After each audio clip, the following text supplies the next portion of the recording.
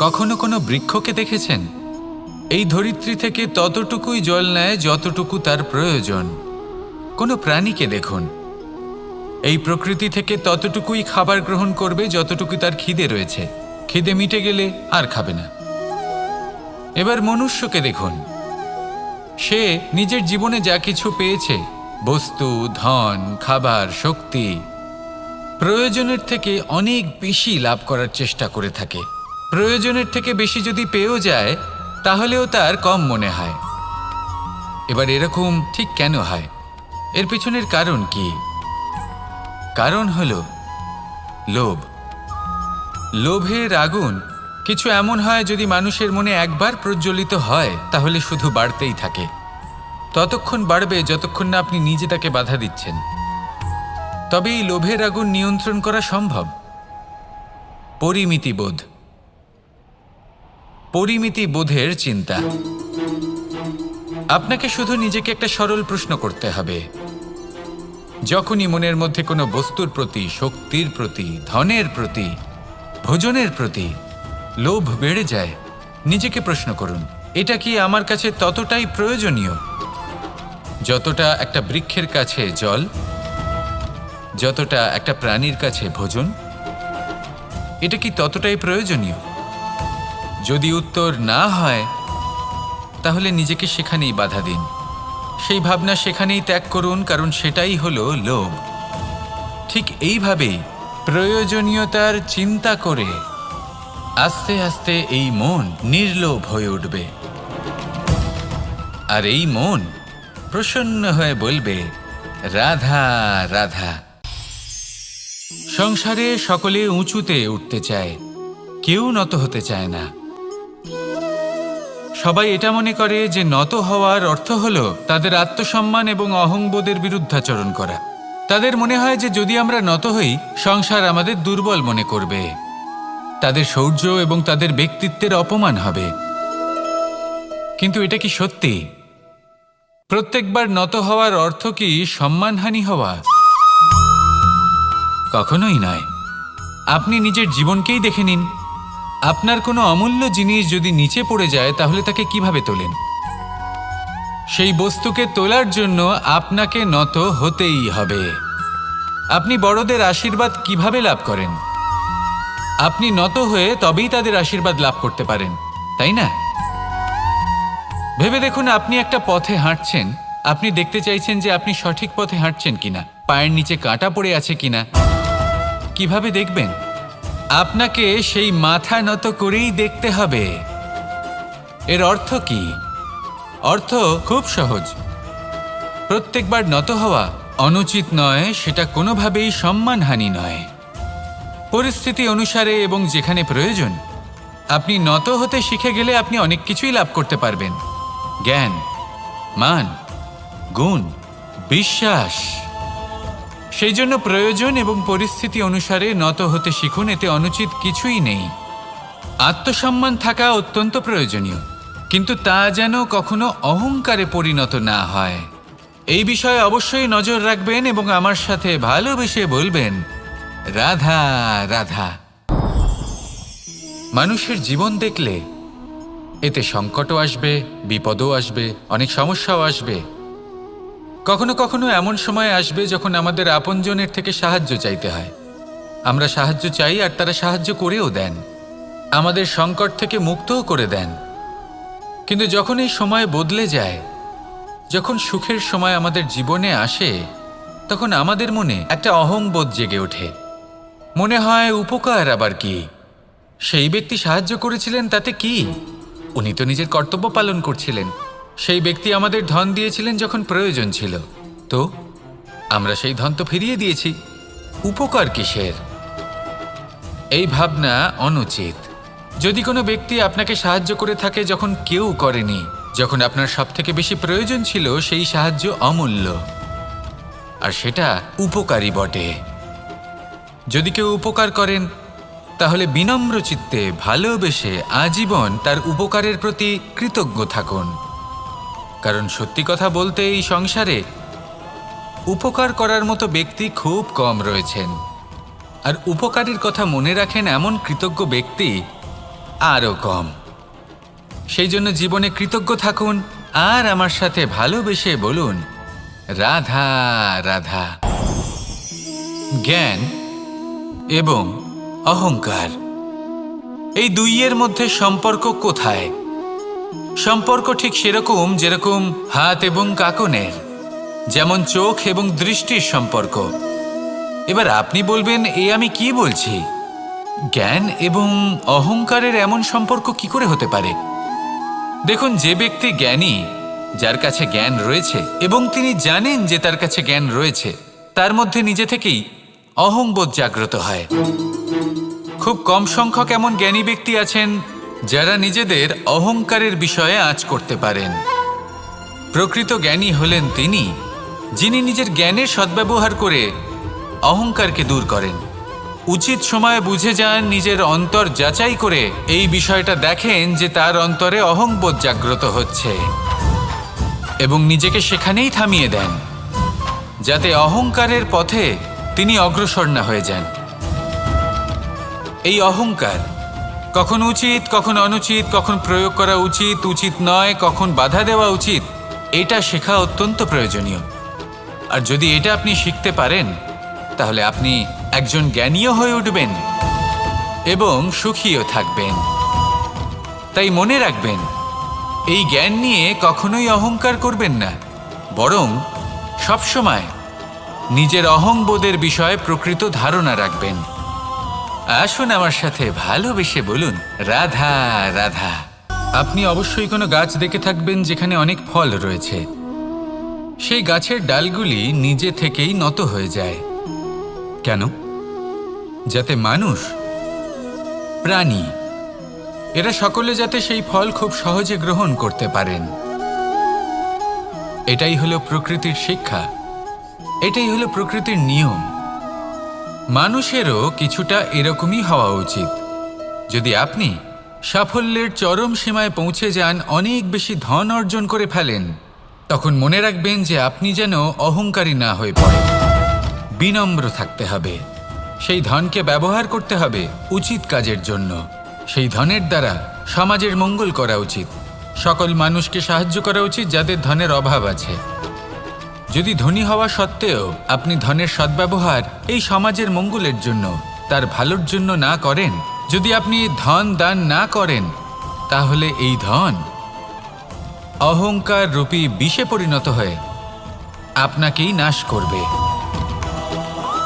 তাই ফলে ভরা গাছের মতো নত হয়ে থাকুন, বিনম্র হয়ে থাকুন, দান করুন আর আমার সাথে ভালোবেসে বলুন, রাধা রাধা।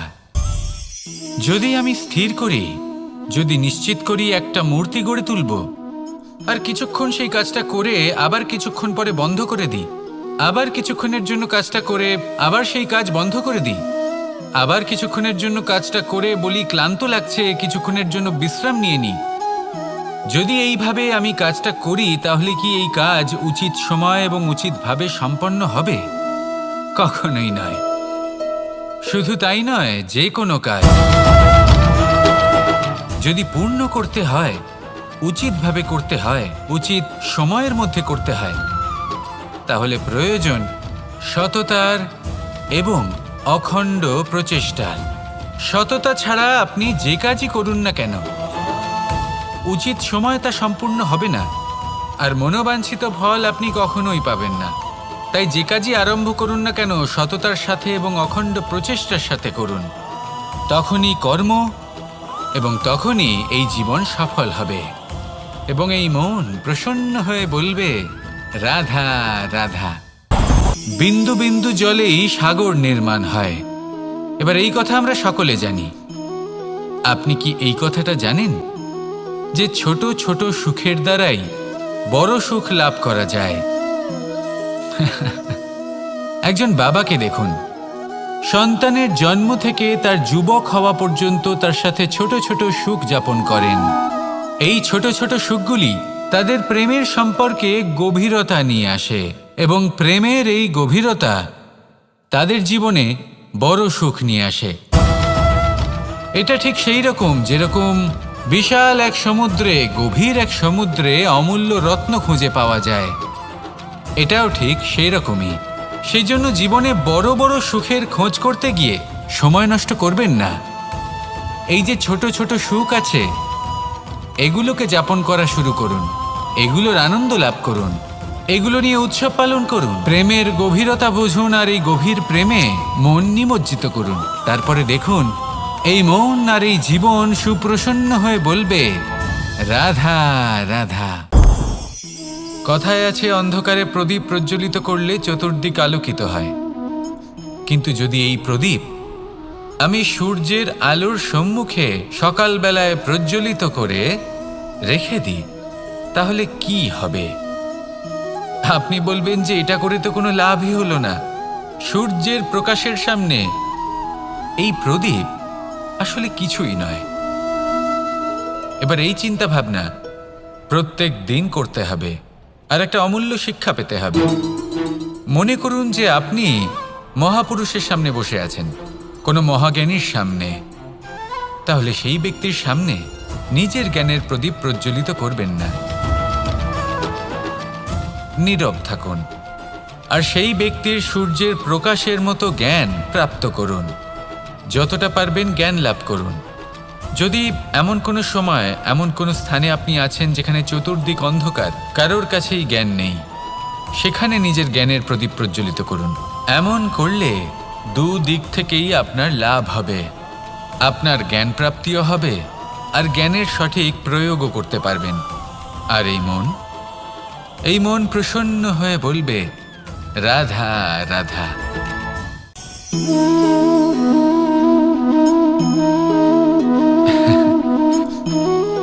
ঘুমের মধ্যে আমরা বিভিন্ন ধরনের স্বপ্ন দেখি, কিছু সুখের, কিছু দুঃখের, কিছু অত্যন্ত ভয়ানক।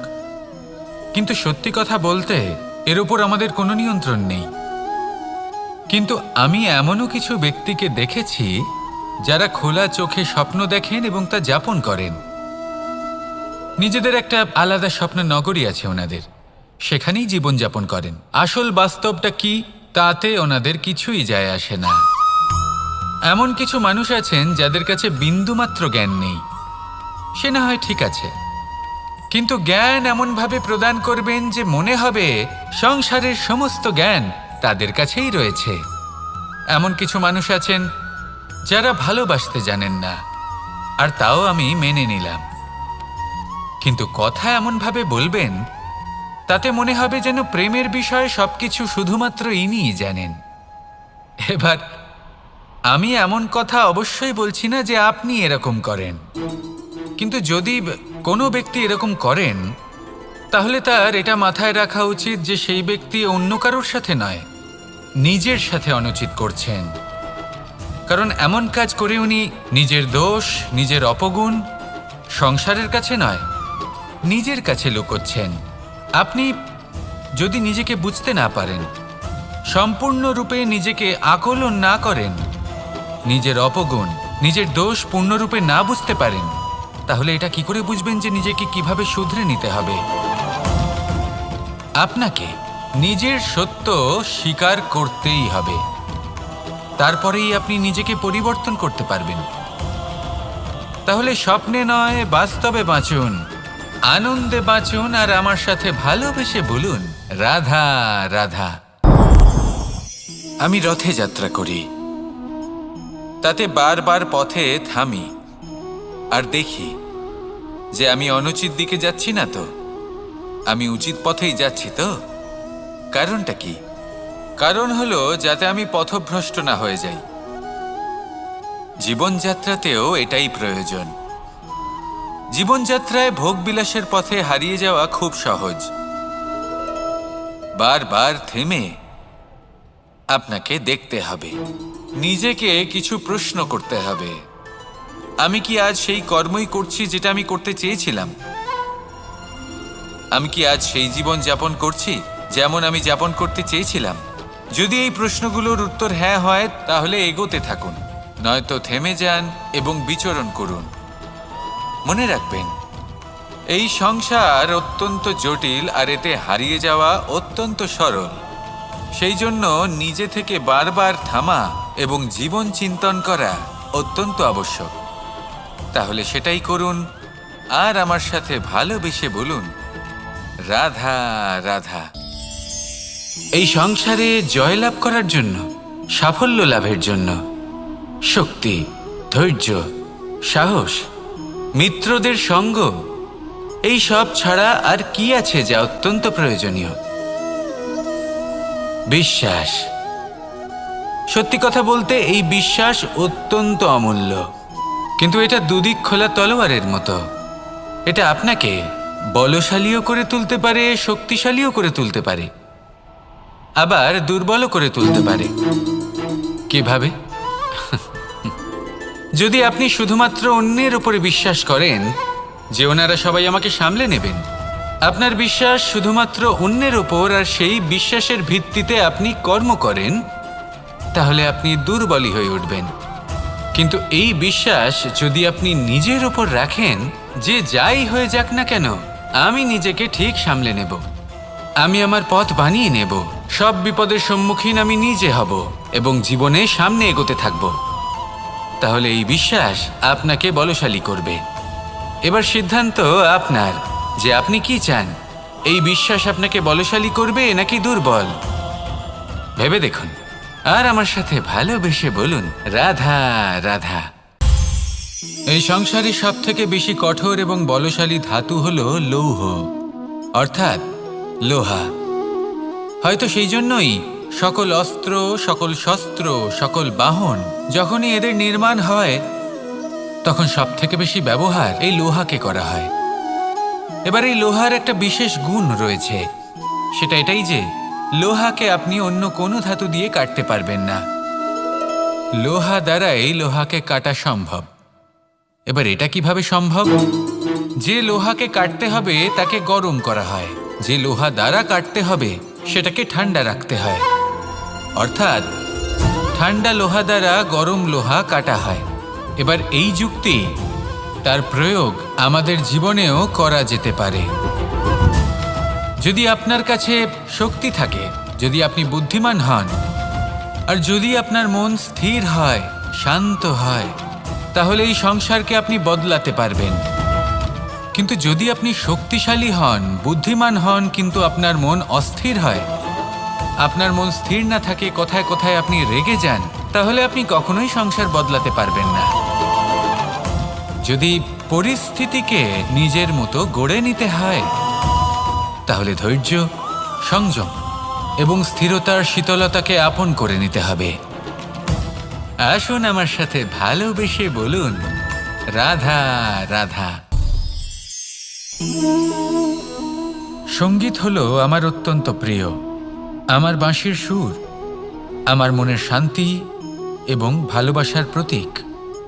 সেই জন্য যে ব্যক্তি আমার বাঁশির সুর শোনেন, তিনিও সেই শান্তি এবং ভালোবাসা অনুভব করতে পারেন। শুধু এটাই তো শিখতে হবে। আমরা জীবনে যখনই কোনো কর্ম করি, তখন মনের মধ্যে ইতিবাচক বোধ থাকা উচিত, মনে ভালোবাসা থাকা উচিত। এটা হলো অত্যন্ত গুরুত্বপূর্ণ। যদি আপনার মনের ভেতরে ঘৃণা, বিদ্বেষ, ক্রোধ, ঈর্ষা এইসব বোধ থাকে এবং আপনি কোনো কর্ম করেন, তাহলে আপনি এই আবেগগুলোই সংসারে ছড়িয়ে দেবেন। আপনার আশেপাশের মানুষজন এই বোধ অনুভব করবেন, এগুলোই অনুসরণ করবেন, আর এই সব আবেগই আপনি আশেপাশে দেখতে পাবেন। তার বদলে যদি মনের মধ্যে ভালোবাসা থাকে, ইতিবাচক বোধ থাকে, সত্যের প্রতি শ্রদ্ধা এবং করুণা থাকে, তাহলে এই সকল আবেগ আপনি সংসারের মধ্যে ছড়িয়ে দেবেন, আর সেটাও মানুষ অনুভব করবেন এবং এগুলো অনুসরণ করবেন।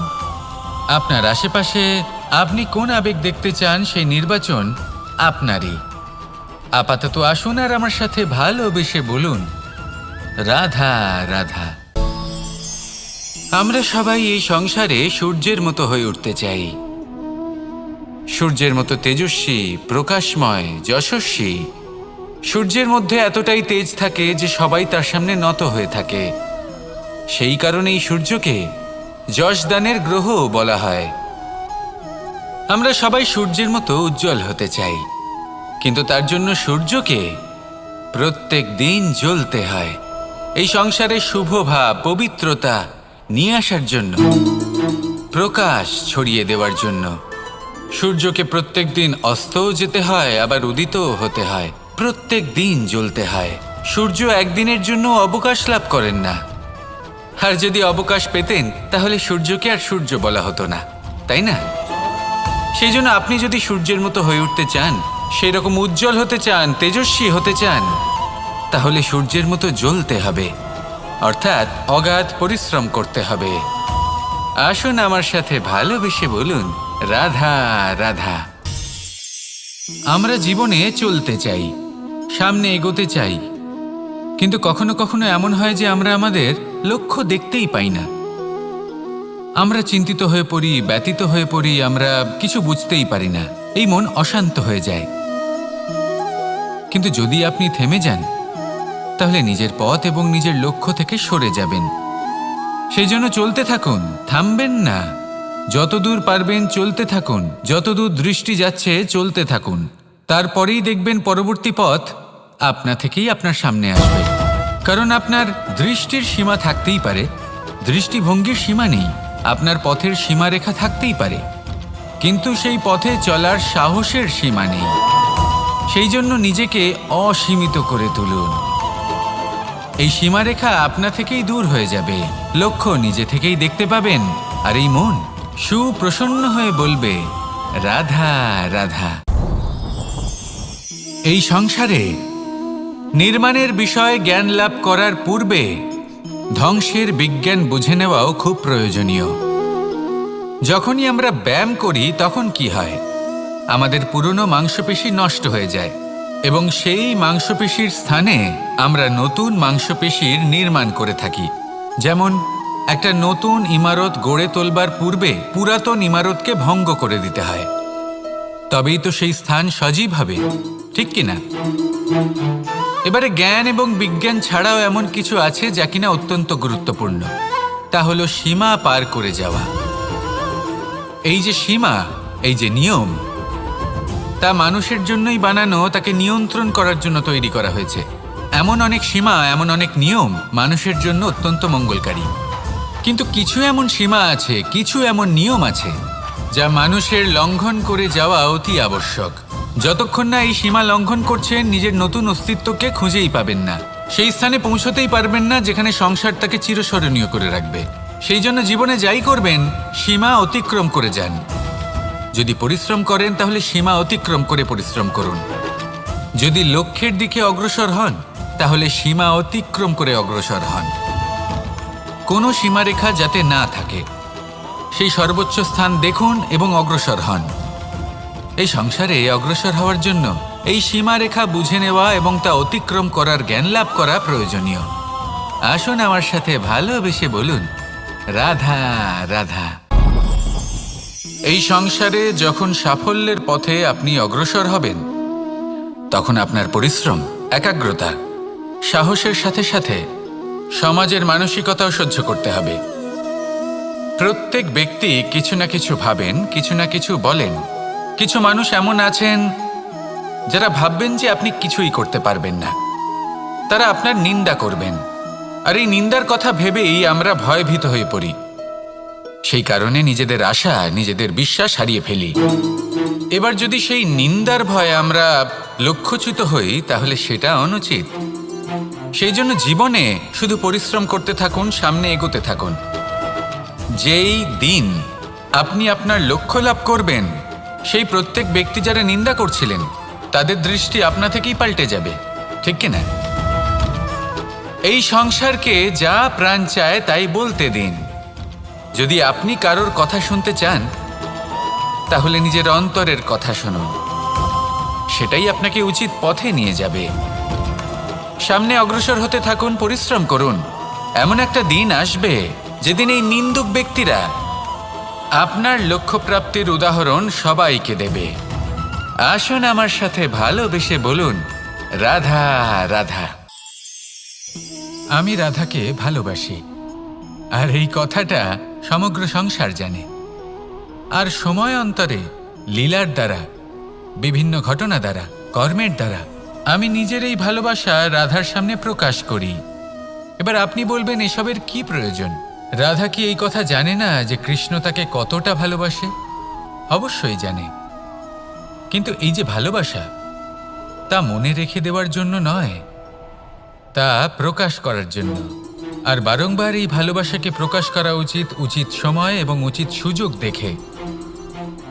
কিরকম? এবার যদি আপনি প্রেমীর সাথে কোনো উৎসবে থাকেন, তাহলে তার সাথে নৃত্য সঙ্গীত করুন।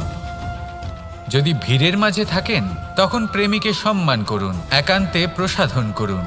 দুঃখের সময় তার হাত ধরে থাকুন, সুখের সময় আলিঙ্গন করে রাখুন। এই প্রেম যত প্রকাশ করবেন, ততই এই প্রেমের বৃদ্ধি হবে। এই প্রেম আরও বেশি গভীর হবে, অটুট হবে। তাই এই প্রেমকে মনে নয়, আপনার জীবনে স্থান দিন। মন খুলে প্রকাশ করুন আর আমার সাথে ভালোবেসে বলুন, রাধা রাধা। এবার ধরুন আমাকে দ্বারকা থেকে হস্তিনাপুর যেতে হবে, আর পথে আমি প্রত্যেকটা এমন স্থানে দাঁড়াচ্ছি যেখানে আমার মন আপ্লুত করার মতো কোনো দৃশ্য দেখতে পাচ্ছি, বা কোনো ব্যক্তিকে দেখতে পাচ্ছি, বা কোনো প্রসঙ্গ দেখতে পাচ্ছি, বা কোনো নাটক দেখতে পাচ্ছি। তাহলে কি আমি কখনো হস্তিনাপুরে উচিত সময়ে পৌঁছতে পারবো? কখনোই নয়। মানুষকেও ঠিক এই কথাটাই মাথায় রাখতে হবে। মানুষ মনের মধ্যে একটা লক্ষ্য স্থির করেন, সেই পথে অগ্রসর হয়ে পড়েন।